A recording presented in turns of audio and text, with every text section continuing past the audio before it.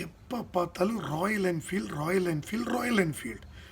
இந்த ரிப்பப்ளிக் டே அன்னைக்கு அந்த மாதிரி ஒரு பிராண்டு கூட ஏதாவது விதத்தில் ஒரு கனெக்ட் ஆகிறதே பெரிய விஷயங்க.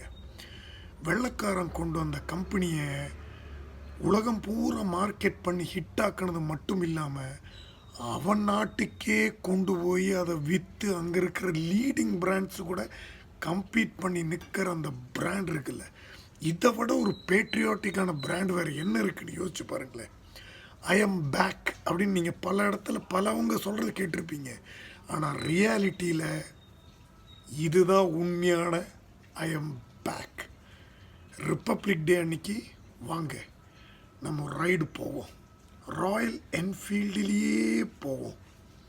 அதுக்கு ஒரு வித்தியாசம் இருக்குது. ஏன்னா ராயல் என்ஃபீல்டுங்கிறது எமோஷன் ஆஃப் மில்லியன்ஸ்.